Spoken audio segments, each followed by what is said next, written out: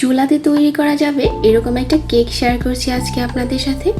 এই কেকটা আমি প্যানে তৈরি করেছি, তবে কেকটা অনেক সফট হয়েছে।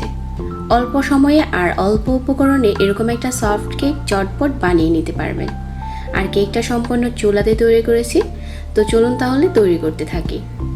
প্রথমে একটা বাটিতে নিয়ে নিচ্ছি 3টা ডিম, আর 3টা ডিমের সাথে দিয়ে দিচ্ছি এখানে হাফ কাপ চিনি, আর অল্প একটু লবণ দিয়ে দিচ্ছি।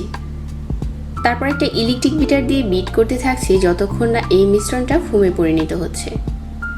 আমি আজকের কেকে খুবই সহজ উপকরণ ব্যবহার করছি, যেগুলো আমাদের হাতের কাছে সবসময় থাকে।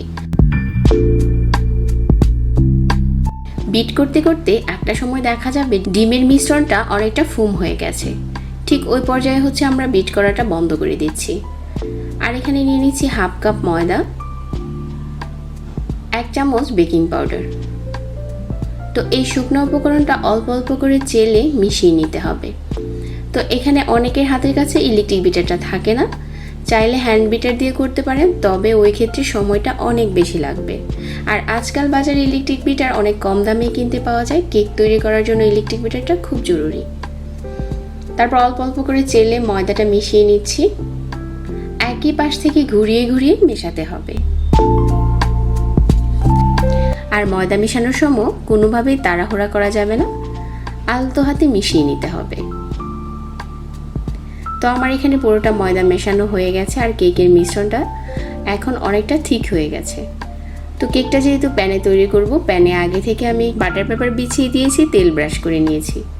কেকের মিশ্রণটা ঢেলে দিয়ে উপরটা সমান করে নিচ্ছি। তারপর চুলাতে বসিয়ে দিলাম আর ঢাকনা দিয়ে ঢেকে দিচ্ছি 15 মিনিটের জন্য। এই সময় চুলার আঁচটা থাকবে লো মিডিয়ামের মাঝামাঝি। আমি চুলার আঁচটা একটু দেখিয়ে দিচ্ছি আপনাদেরকে। ঠিক 15 মিনিট পরেই দেখা যাবে যে আমাদের কেকটা বেক করা হয়ে গেছে। আর ঢাকনার যে ছিদ্রটা আছে ওইটাকে বন্ধ করে দিতে হবে। তো আমাদের কেকটা এখন বেক করা হয়ে গেছে। একটা কাঠি দিয়ে মাঝ বরাবর চেক করে নিতে হবে যে ভিতর থেকে কুক হয়েছে কিনা। এখন চলুন আমরা কেকটা ঢেলে শেয়ার করি যেটা ভিতর থেকেও কতটা সফট হয়েছে। তো যে বাটার পেপারটা দিয়েছিলাম ওইটা উঠিয়ে নিচ্ছি। আর কেকের কালারটা কিন্তু খুব সুন্দর এসেছে। চুলার আঁচ একরকম রেখে তারপর এই কেকটা তৈরি করতে হবে, যাতে আপনাদের কেকটাও দেখতে ঠিক এরকমই হয়। তো আশা করছি আজকের এই সফট কেকের রেসিপি সবার কাছে ভালো লেগেছে। আমার এরকম আরও নতুন রেসিপি পেতে লাইক, কমেন্ট আর শেয়ার করতে ভুলবেন না। সবাই অনেক ভালো থাকবেন। আজকে বিদায় নিচ্ছি। আল্লাহ হাফিজ।